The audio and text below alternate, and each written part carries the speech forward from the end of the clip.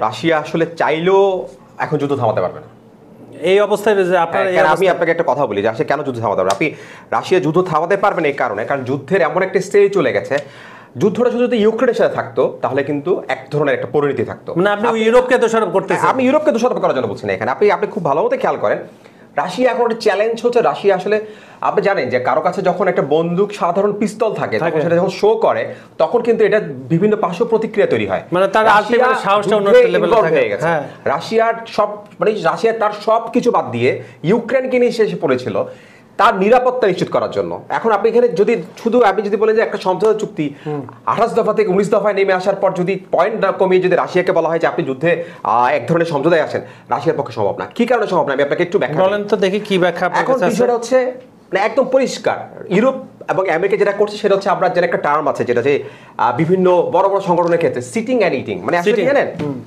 Europe union America যেটা করছে বৈঠকে বসছে খাচ্ছে দাচ্ছে কিছু চুক্তি বিষয়ে কিছু কথা হচ্ছে তারপর আবার শেষ সে অগাস্ট থেকে দেখে আসছেন আলাস্কা বৈঠক থেকে শুরু করে প্রত্যেকটা জায়গায় তারা কিন্তু চুক্তি করছে সে চুক্তির জন্য কথা বলছে বা সম্পর্কে কিছু নাই এটা কেন এটা আসলে তাদের সবাই খেয়ে আপনি আলাস্কা টার্লেটকে আপনাকে মনে করে দিই যে এই যে 28 দফা এটা বলা হচ্ছে যে পুতিনের হাতের লেখা দফা এবং এটা সম্ভবত খসড়াটা পাশ হয়ে গেছিল সেই আলাস্কায় হ্যাঁ এবং যখন 19 দফায় নেমে আসলো হ্যাঁ রাশিয়া কিন্তু বলছে আমি এই বিষয়ে কিছুই জানি না রাশিয়া কিন্তু ঘোষণা অলরেডি বলছে যে আমরা এই বিষয়ে কিছু রাশিয়া জানে কিন্তু রাশিয়ার যে এটা একটা অদ্ভুত একটা বিষয় রাশিয়া জানে এবং রাশিয়া কেন করেছে আমি একটু ব্যাখ্যা করছি এটা আপনি গতকাল দেখেছেন যে রাশিয়া একটা পুতিন আমরা যেটা জানি যে একটা সাইন করেছে সেটা হচ্ছে পলিসি পিরিয়ড অফ 36 রাশিয়ার স্বাক্ষর করেছে এইটা যখন আপনি বিশ্লেষণে যাবেন তখন কিন্তু আপনি দেখবেন যে আসলে বিষয়টা হয়ে যাবে ঠিক মানে রাশিয়ার মূল্য তো আসলে কি চায় তারপর ওখানে পরিষ্কার বলা আছে রাশিয়ার যে জাতীয়তাবাদ যেটা না পরিচয় আমরা যেটা বুঝি আমি বাংলাদেশি আমার একটা জাতীয়তাবাদ আছে আমার সেই জাতীয়তাবাদের সাথে কিছু জড়িত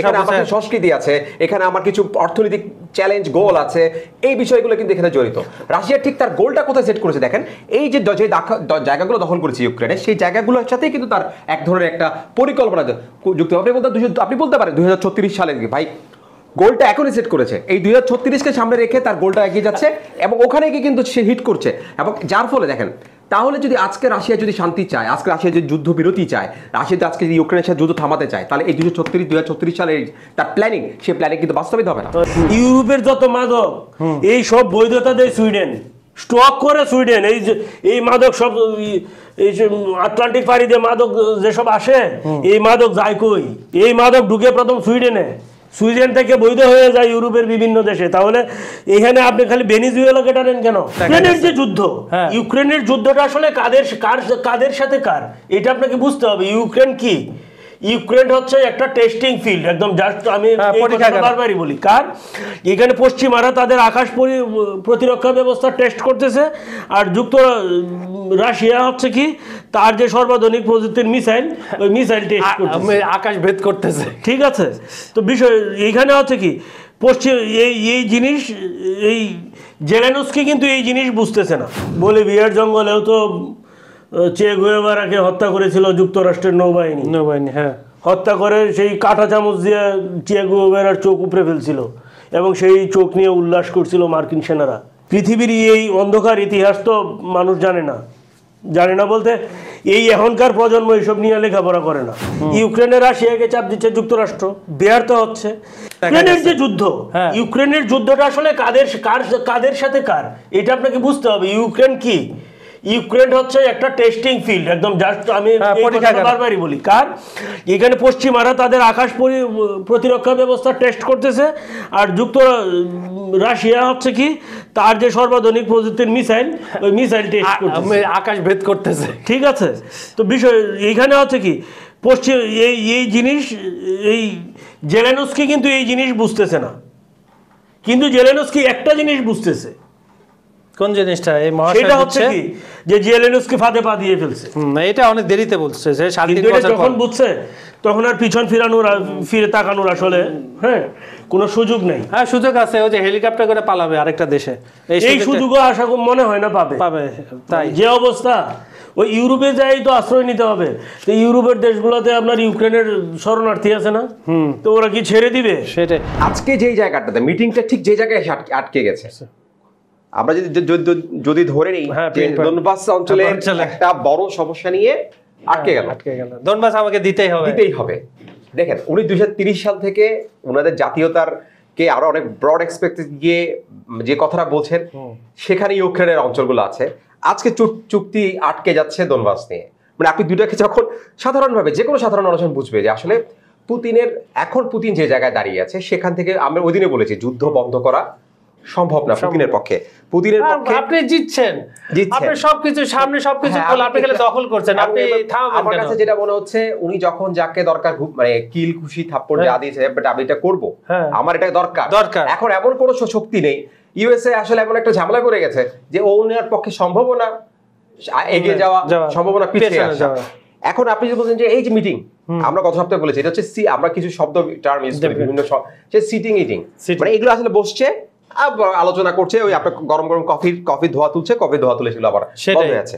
আপনি একটা জিনিস খুব খেয়াল করবেন, আমরা যদি অগাস্ট থেকে এটার ডেভেলপমেন্ট ধরি, অগাস্ট থেকে যদি এটাকে ডেভেলপমেন্ট, আলাক্সা বৈঠক থেকে আমার কাছে কেন জানি মনে হচ্ছে আলাক্সা বৈঠকের পরে রাশিয়া এবং ইউএস এর প্রেসিডেন্টের মিটিং হলো, তারপর ওভাল অফিসে গিয়ে ইউরোপিয়ান নেতাদের সাথে, এটা আমার কাছে কেন জানি মনে হয় যে প্রতিবার সেমিফাইনালে আটকে যায়, প্রতিবার নকআউট হচ্ছে না, সেমিফাইনালে কি আটকে যায়, ফাইনালটা হয়। আপনি দেখেন ওখানে গিয়ে ওভাল অফিসে পরে গিয়ে যখন আপনি আপনার কথা ছিল যে 2 হোক 3 হোক শীর্ষ নেতার মধ্যে বৈঠক হবে, আর হয় না। এখন যখন 5 ঘন্টা বৈঠক বা 2 ঘন্টা বৈঠক, 5 দিন ব্যাপী যত ঘন্টা গরু, যখন বলে যে এরপরে কি, হ্যাঁ এরপরে কি কিন্তু আমরা বৈঠকে শীর্ষ নেতার মধ্যে, এবং এই বৈঠকে কিন্তু পুতিন সরাসরি নিজে বসছিল, তখনই হয় কি এটা বন্ধ হয়ে যায়। আবার যে 6 সেমিফাইনালের সময় খেলাটা বন্ধ হয়ে যায়, আর ফাইনাল আসে না। এখানে ফাইনাল না আসার পিছনে যে মূল যে কারণ, পুতিন এখন যে জায়গায় আছে, পরিষ্কার কথা, পুতিন কখনোই এই জায়গা থেকে পেছনে আসবে না। উনি আমরা বলি না হাফ চান্সকে ফুল চান্স, উনি কোনো চান্সই ছিল না এক সময়, সেই চান্সকে এখন ফুল চান্সকে ডাবল চান্স করছেন। এবং সবচেয়ে বড় বিষয়, আজকে আমি খুব কনফার্ম থাকেন, এটা পুতিনকে আমরা যতটা পড়তে পারি বুঝতে পারি সম্ভব না, একদম ইন্টারন্যাশনাল লিডার, উচ্চমানের লিডার বোঝা সম্ভব না।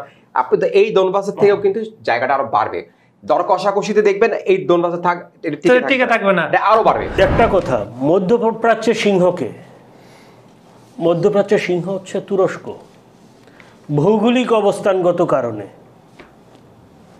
আপনি কৃষ্ণ সাগরে বাণিজ্য করেন, আপনি এজিয়ান সাগরে বাণিজ্য করেন, আপনার মারমারা সাগরে বাণিজ্য করেন, আপনার তুরস্ককে আপনার মোকাবেলা করতে হবে, উপায় নাই।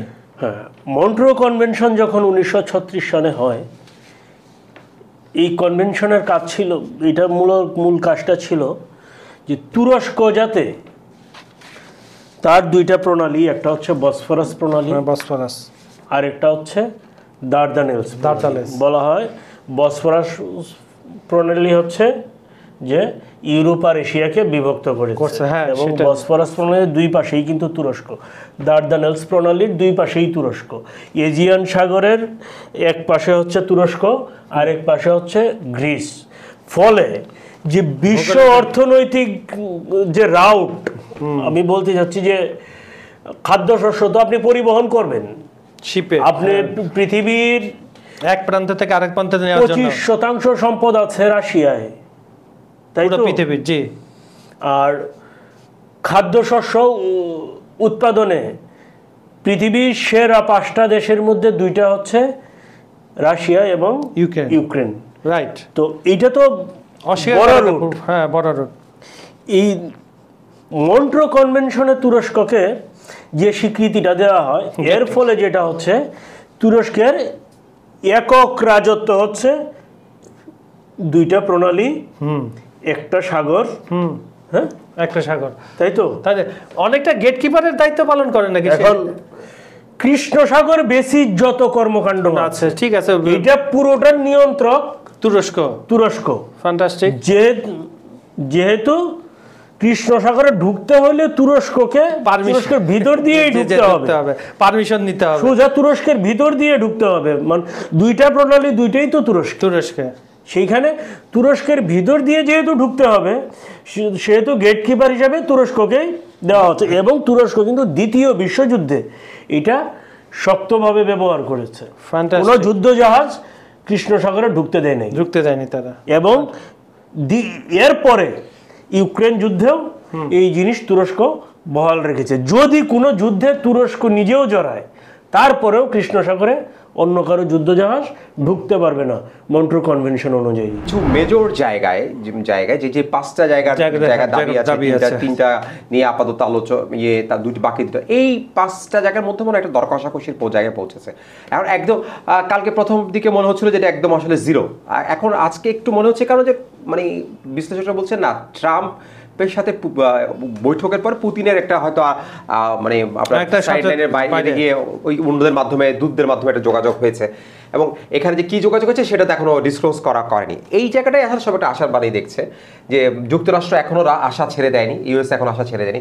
কিন্তু সমস্যাটা যে জায়গাটা হচ্ছে পুতিন শক্ত অবস্থান থেকে খুব কঠিন জিনিস দাবি করে বসছেন, মানে ওনার অবস্থানটা খুবই স্ট্রং এবং খুবই স্ট্রং জায়গায়, কম্প্রোমাইজের জায়গায় যাচ্ছেন না, এবং উনি দাবিটা করে বসছেন খুব বেশি। এবং ইউরোপিয়ান ইউনিয়নে আপনি দেখেছেন 19 থেকে নামতে 6-এর দিকে এটা আছে, ওর নামাচাপা আর করছে, এই যে কত ধরনের কথাবার্তা হচ্ছে। এখানে কিন্তু পুতিন ওই একটি জায়গাতেই তুমি অন্যগুলো নাড়াচাড়া করছে, কিন্তু ওই যে আপনার দখলকৃত জায়গা সে ছাড় দেওয়ার ব্যাপার তার কোনো নেই। এবং তার যে পলিসি সেটাতে তার আমার কাছে যেটা মনে হচ্ছে সময় ক্ষেপণ বলুন বা যেটাই বলুন, কারণ সে একটা অ্যাডভান্টেজ সে নিয়ে নেওয়ার চেষ্টা করবে, সেখানে পজিশনটা অনেক বেটার। যুদ্ধ আমরা জানি যে যুদ্ধক্ষেত্রের মধ্যে অবস্থানটা মানে কার কি অবস্থা, সে অবস্থানে অনেক সময় অনেক কিছু বদলে দেয়, নিয়ন্ত্রণ করে, কিন্তু এখন সবাইকে আসলে নিয়ন্ত্রণ করছে। ঠিক সেই যে কারণটাই আমার কাছে মনে হচ্ছে আসলে আচ্ছা পুতিন নিয়ন্ত্রণ করছে। আপনার কাছে আবার ফিরে আসবে।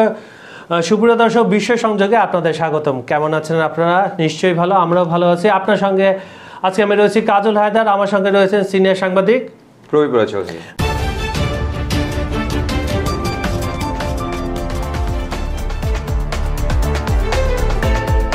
প্রবীরদা নিয়ন্ত্রণে রয়েছে। এর আগে আমি একটা কথা আপনাকে বলি যে 5টা ঘন্টা কিন্তু মোটেও কম সময় না। আপনি যদি একটু বিরতি দেন, ধরেন আপনি 20-25 মিনিট একটা বিরতি দিলেন, ধরেন আমি 1 ঘন্টায় বাদ দিলাম, 4 ঘন্টা কোনো আলোচনা যদি ফলপ্রসূ না হয়, পুতিনের মতো লোক 4 ঘন্টা কোনো আলোচনা টেনে নেওয়ার মতো লোক তিনি না। হয়তো বা ট্রাম্প এটা আপনার ফ্যামিলির কথা জিজ্ঞাসা করবে, ব্যবসার কথা জিজ্ঞাসা করবে। মিটিং আমি বলি ট্রাম্প ছিলেন হতে পারে না মানে বিষয়টা এই কারণে না, অনেক ভাবে থাকতে পারে, যেহেতু তার সবচাইতে দুজন কাছের লোক, তার একজন তো তার বিশেষ দূত, আরেকজন হচ্ছে তার মেয়ের জামাতা, মানে এত কাছে দুজন লোক থাকবেন আসলে মানে এটা আপনি ট্রাম্পই ওই মিটিং এ থাকা, হ্যাঁ ফিজিক্যালি না থাকলে তিনি এইতে ছিল, আপনার ভিজুয়াল মিডিয়ায় ছিল, ওই মিটিং থেকে কোনো ধরনের আউটপুট না আসা, কোনো রেজাল্ট না আসা, এটা আমি আসলে এই জন্যই আসলে এই কথাটাতে আমি একটু সময় নিয়ে বলতে যাচ্ছি। কারণ এই কারণ হচ্ছে তার মানে বিশ্লেষকদের মতে হচ্ছে যে এখানে একটা ডেভেলপমেন্ট আছে, সেটা হয়তো সময়ে বলে দেবে, সময় ক্ষেত্রে তারা এখন হয়তো ডিসক্লোজ করছে না। এখন এখানে বিষয়টা হচ্ছে সমস্যাটা যেখানে আমার কাছে যেটা মনে হচ্ছে আশপাশের এখন বিষয়ে আসলে যা আছে এগুলো তারা খুব একটা চিন্তা করছে না। এবং আমার কাছে এটাও মনে হচ্ছে যে ইউরোপিয়ান ইউনিয়নকে আসলে এই রেস থেকে বের করে দেওয়া হয়েছে। ইউরোপিয়ান আসলে এই রেসটার মধ্যে নেই, তার অভিযোগের তীর বারবার, হ্যাঁ ইউরোপিয়ান নেই। আর ইভেন ওয়ান অফ দেম কি মানে তাই সহযোগী হিসাবে তাকে ট্রিট করা হচ্ছে, সেখানে থাকছে। শুধু এখন সরাসরি কিন্তু ট্রাম্পের বৈঠকটা ইউএস এর সাথে হচ্ছে যে মহাদেশের ঘটনা, যারা স্টেক হোল্ডার তারা এখানে কিন্তু কেউ নেই, যারা ইনভেস্ট করলো তাদের সবাইকে বাদ দিয়ে এখানে মিটিংটা হচ্ছে। এখন এই জন্যই আমার কাছে মনে হচ্ছে যে ট্রাম্প চাইবেন বা ইউএসএ চাইবেন সেটা ইউরোপিয়ান মানবেন না, এটা আসলে মানে আরো সহজ ভাষায় ইউরোপের অবস্থা হচ্ছে আপনার বাসায় আপনার ভাইদেরকে নিয়ে আপনার একটা সমস্যা, আপনি কোনো 2জন গার্জেনকে ডাকলেন, আপনাদের সবাইকে বের করে দিয়ে তারা কথা বলছে। ইউরোপের বিভিন্ন শহরে বিক্ষোভ হয়েছে এর আগে, ইউক্রেনীয়রা করছে। এখন ইউক্রেনীয়রা যদি তাদের দেশে নেমে আসে রাস্তায় হ্যাঁ against the Zelensky current government, তো তাহলে কি দাঁড়াবে? এমনিতেই রাজনৈতিক সংকটের কারণের প্রভাব, সংকটের যে প্রভাব, সেই প্রভাব কিন্তু অলরেডি যুদ্ধের ময়দানে পড়েছে। রাজনৈতিক প্রভাব সংকট যত বাড়ছে, যুদ্ধের ময়দানে ইউক্রেনের ক্ষমতা তত কমছে, মানে একটা আর একটার ব্যস্তানুপাতিক। এখন দেখেন যদি হয়, এখন দেখেন ট্রাম্পের সাথে বৈঠক করতে, মানে ট্রাম্পের সাথে বৈঠক হবে না, বৈঠক হবে মার্ক রুবিওর সাথে, এবং সেইখানে থাকবে হচ্ছে স্টিভ উইটকফ। হ্যাঁ, আবার বৈঠকে নতুন হিসাব 2জন যুক্ত হচ্ছে, একজন কে কুশনার জেরেড কুশনার হচ্ছে ট্রাম্পের মেয়ে জামাই, হ্যাঁ, আর হচ্ছে কে রুস্তাম উমেরভ, সে হচ্ছে জেলেনস্কির যে প্রতিরক্ষা কাউন্সিলের সচিব, ঠিক আছে, এই দুজন। তা আপনার রাশিয়ার লোক কোথায়? না, রাশিয়া হওয়ার আগে তারা নিজেরা তারা হচ্ছে ওই যে একটা বৈঠক, ওই যেটা হচ্ছে রিফাইন্ড, হ্যাঁ তথাকথিত রিফাইন্ড 6, 28, 19 এখন 22 হতে পারে, মানে 28 থেকে 19 যেটা ছিল দফায় আসছিল রিফাইন করে, তাই তো? এই বলতেছে এইটাকে সুপার রিফাইন্ড করবে, রিফাইনের উপরে সুপার রিফাইন। ওয়াও, এখন কত সব বলতেছি, সুপার রিফাইন্ড করে তারপরে আগামী সপ্তাহে মস্কোতে যাবে। হ্যাঁ, তো যদি মস্কোতে যদি যায় তাহলে কি হবে? এই ফাইন টিউন্ড, তাদের ভাষায় যেটা হচ্ছে ফাইন টিউনিং, হ্যাঁ, ফাইন টিউন্ড যে আলোচনা, এই আলোচনা মস্কো কি মানবে? আমি কালকে মস্কোর যে দফাগুলো ছিল, আমি গত পর্বেই আমি কিন্তু না মানার বিষয়টা একদম ক্লিয়ার করে দিয়েছি। 2025-এর বাস্তবতা কি? যুদ্ধে এই বছরের বাস্তবতা কি? যদি 11 মাস ব্যাটলফিল্ড থেকে ইউক্রেনের সৈন্যরা পালাচ্ছে, এটা তো আপনি শুরুতেই বললেন, কি পরিমাণ সংখ্যা এগুলা বলেছে 21,000। আর এইদিকে কি রাশিয়া কি করছে? তার হাইপারসনিক অস্ত্র এবং ড্রোনের যেমন একটা মহড়া দিচ্ছে রীতিমতো প্রতি রাতে, নতুন নতুন 2 রাতে প্রায় 11 লাখ মানুষ হচ্ছে আপনার অন্ধকারে নিবঞ্জিত এই তীব্র শীতের মধ্যে। তার পাওয়ার গ্রিড শেষ, পাওয়ার গ্রিড সব শেষ। এই যে জেট পাওয়ার ড্রোন বা গ্রাইন্ড বোম, এবং যেটা হচ্ছে রাশিয়া যেটা করতেছে যে সোভিয়েত আমলের যে বোমা, এই বোমাকে আপডেট করেছে একদম অতি সম্প্রতি। ওই বোমার মধ্যে আবার ডানা সেট করেছে, ফলে ওটা হচ্ছে কি আপনার একটা হচ্ছে রাডারে ধরা পড়ে না, আবার হচ্ছে কি ওটা উড়ে যেতে পারে, ফলে যেটা হচ্ছে এটার সক্ষমতা আরো বেড়ে গেছে। এইটা দিয়ে হচ্ছে এই গত 2টা বড় হামলা চালিয়েছে। ঠিক আছে, এখন দেখেন কি আপনি আমার ড্রোনটা ধরলেন, সমস্যা নেই। এই এর ফলে যেটা হচ্ছে কি এই যে রাডার এবং যে প্রতিরোধ ব্যবস্থাগুলো, এইগুলাকে এই বোমাগুলো দ্রুত ফাঁকি দিতে পারে। এখন কি হচ্ছে, ইউক্রেনের বিদ্যুৎ, গ্যাস, যোগাযোগ অবকাঠামো এবং যেটা হচ্ছে বেসামরিক স্থাপনায় একদম হামলা চালিয়ে যাচ্ছে কি ইন্টারমিডিয়েট রেঞ্জের মিসাইল, হাইপারসনিক মিসাইল কিংবা যেটা হচ্ছে ড্রোন দিয়ে। এখন এই দেখেন, আপনি যাই করেন না কেন, সবার আগে আমরা যাই করি আমরা সংসারের জন্য করি, পরিবারের জন্য করি। সেই পরিবার যদি না থাকে তাহলে আসলে কিছুই থাকে না মানুষের। মূল সমস্যা হচ্ছে ল্যান্ড সোয়াইপ, তাই তো? কারণ ল্যান্ড সোয়াইপ যদি না করে, যদি নেটোতে যোগদানের রাস্তা যদি ইউক্রেন বন্ধ না করে, এবং যেটা হচ্ছে পশ্চিমা সামরিক উপস্থিতি, হস্তক্ষেপ, এইগুলো যদি বন্ধ না করে, তাহলে হচ্ছে যে এই শান্তি চুক্তি করে কোনো লাভ নাই, হবে না। এবং সাম্প্রতিক যে কূটনৈতিক আচরণ ইউক্রেন ইস্যুতে পশ্চিমাদের, সেইটাও রাশিয়া বন্ধ চায়।